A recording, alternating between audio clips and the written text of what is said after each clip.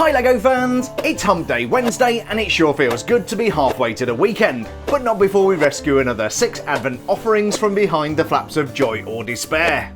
So far, it's not a good year for Spider-Man with incomplete gifts and recycled minifigures.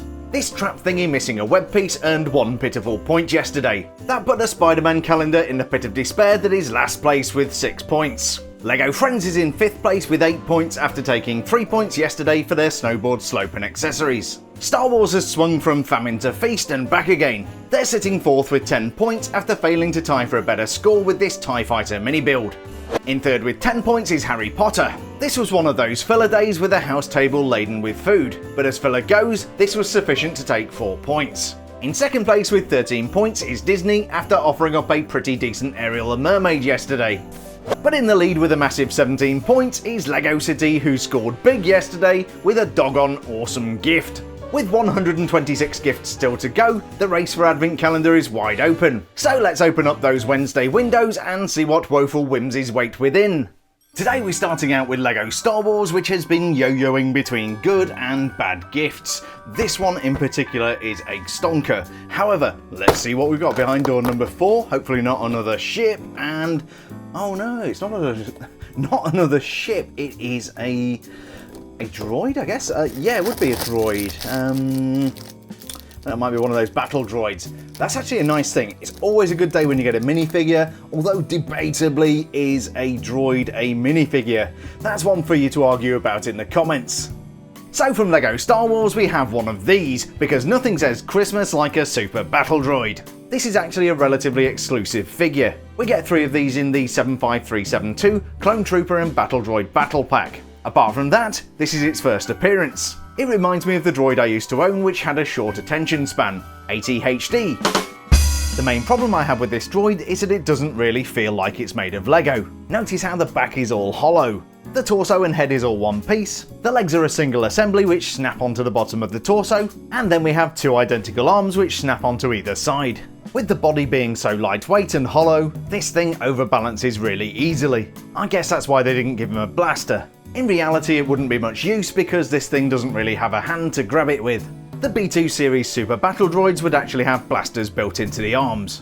It's always a good day when you get a minifigure, but this is about as much a minifigure as a micro doll. That said, it is a really nice thing to get in the calendar, and it might help Star Wars earn some points today. So not a bad start from a galaxy far, far away. Now I guess we have to go far from home, which is a nice segue into Spider-Man, and see what's behind door number 4. And what do we have here? Alright, let's unpack this. So we've got a banana skin. That's a nice element. I've not seen one of those before.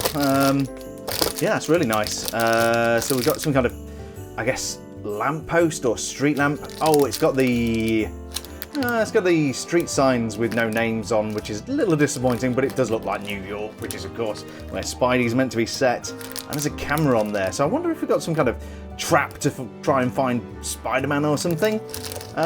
Anywho, nice colourful little thing. I shall go ahead and put this together. Well, one thing I think we can all agree on is that the Spider-Man calendar is full of surprises. The question is whether they'll slip up with today's appealing gift. We have a street lamp on which is mounted a camera that is monitoring a banana skin. The camera is a very common element and reminds me of what I'm filming this video on. The only problem with mine is that the shutter keeps going off when I don't want it to. It's a loose cannon. Mounted on the other side of the lamppost are 2 street signs in New York City green. Preventing this from falling over, the lamppost is mounted on a quarter circle plate. Finally at the top we have a trans yellow minifigure head for the lamp, and a dish at the top to prevent too much light pollution. But my favourite thing about today's gift is the banana skin, which is made out of pleasingly pliant plastic. Will Spider-Man prevail and make a bit of a comeback, or will he slip up and lose more points? We'll find out later in the video. So another curious gift from Spider-Man, but can the boy wizard do better? Let's crack open door number 4, and what do we...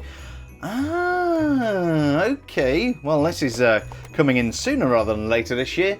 As we know, or if you've watched the channel before and seen some of the many Advent videos, we usually get Christmas trees inside these Advent calendars, and this is no exception. Maybe on Christmas Eve we will judge the best Christmas tree from the calendars, but yeah, it's not very well wizarding themed, but it's a Christmas tree, so let's put it together and hopefully it'll be one of the better ones. One thing Wizards do really well is Christmas trees. We can always rely on Harry Potter to go the extra mile when it comes to the side quest of Christmas Tree of the Year. This year's offering is topped out with a festive red and gold finial that sits atop a fairly standard green cone element. The designers have sandwiched in some red and gold 1x1 round plates. Helping this stand out from the crowd, I really like the dark green foliage element. Finished off with a two-tone brown base, it's a beautiful, beautiful thing. I really do love a Christmas tree, but it feels like they're getting more expensive every year. In fact, things are getting so expensive that the Dollar Tree has had to rebrand as Tree Dollars. While this may not be a gift up to minifigure standard, it does at least have festive credentials, unlike you, Battle Droid. Will a little sparkle and flair be enough to win Harry Potter Gift of the Day? We'll find out in just a few moments. Our fourth calendar on this wacky Wednesday is LEGO Friends, who have not gotten off to a good start. Let's see if we can write this with door number 4, and oh god, I think the answer's probably not. We do have a cute little bunny there. Yeah, it's a pretty straightforward thing. I think we've got a carrot, a bunny in some kind of cage. I don't know what that's meant to be. Maybe like a bunny activity ramp if you do that sort of thing. Anywho, let's put this little wabbit together and we shall take a closer look at him or her. So from LEGO Friends we have a selection of rabbit related stuff. There's a carrot, the stereotypical foodstuff of rabbits, what looks like a bed for the rabbit to sleep in, some kind of ramp to keep the bunny entertained, and the wascally wabbit itself. I did try eating rabbit before I became a vegetarian, but I didn't like the hair in my teeth. Despite its small size, it's a pretty detailed mould. The rabbit seems happy enough with some crisp facial printing. I'm just concerned about the hole in its head which was drilled there by the Heart Lake City Mafia's Animal Experimentation Lab. The other thing that concerns me is quality control when it comes to these leaves. What this lacks in festive credentials, it makes up for in the cute factor, but will cuteness alone be enough to win Gift of the Day? Over to you, Disney! Our penultimate calendar for today is Disney, which I've got to be honest has been fairly impressive as much as I hate to say it. Let's see if door number 4 continues that trend, and oh, that's certainly colourful. Oh, okay. You probably can't see it because it's shiny. I've got to think that might be Ariel's Undersea Castle or something. We got Ariel yesterday, so it would make sense that we get something to go with her today. I do like the colours. Yeah, very bright yellow. And we've got some nice pink trans pieces in there as well. Oh, I really like these kind of, what do you call those? Purpley orange, they're not purple, kind of pinky orange. Well, we'll find out what they're called. But yeah, nice little thing. We shall put it together and see how it stacks up against the rest of the gifts. So today's gift from the Disney calendar is Ariel's Undersea Palace. I'm a big fan of the sea, it's so friendly, I love how it keeps waving back. This looks very much like a small-scale version of the 43207 Ariel's Underwater Palace set from 2022. Likewise, it could also be the 41063 version from 2015. The scale may be a little bit off when compared to the Microdoll, but this colourful little gift is a nice decorative thing. Boasting many colours, it sits on a medium azure plate. We've got some vibrant coral flowers, and most of the structure is made out of bright light. Bright light! Yellow. Putting the frosting on the cake are those colourful finials. Transdark pink cones and pearl gold horns really make this model pop. Festive this is not, but it is a colourful and stylish gift. Stylish enough to win Gift of the Day. What have you got for us, LEGO City? And so our final gift on this Wednesday the 4th of December is LEGO City, which is off to a phenomenal start. Let's see if we can continue that streak as we break the box and oh. Alright, well it had to happen sooner or later. Yep, they're dropping the ball today. We've got a skateboard complete with skate helmet and nobody to wear the helmet. I guess... Oh, who... Oh, we got a minifigure. Yeah, we got a skater boy. I guess he's going to become the skateboard boy. Not a bad thing, I suppose, when you combine it with the other stuff, but we don't do that, so we shall be judging the skateboard and a helmet. So as I alluded to a moment ago, LEGO City's been on a really good winning streak. This is probably where that's going to come to an end. We've got a skateboard, albeit with spinny wheels, and a crash helmet for whoever's meant to be riding this. A skateboard and a hat without anybody to ride it is not very exciting. LEGO had the right idea on day one with the snowboarding kid. Sure, we can put the kid on the skateboard, but his moment of glory passed on day one. Today, we'll be judging a skateboard and a helmet. Of course, the hardest thing about skateboarding is the concrete. Will I overcome my disappointment and throw LEGO City a few points, or is this skateboard going to crash and burn? I think it's time to award some points. And so we've curated a collection of 6 canny curiosities from behind door number 4 of every LEGO advent calendar. But which one of these brick-built beauties deserves a place in the LEGO Hall of Fame, and which deserves a place in my fire pit of shame? Let's award some points! After a really good run, I'm giving last place and 1 point to LEGO City for their minifigure accessory pack.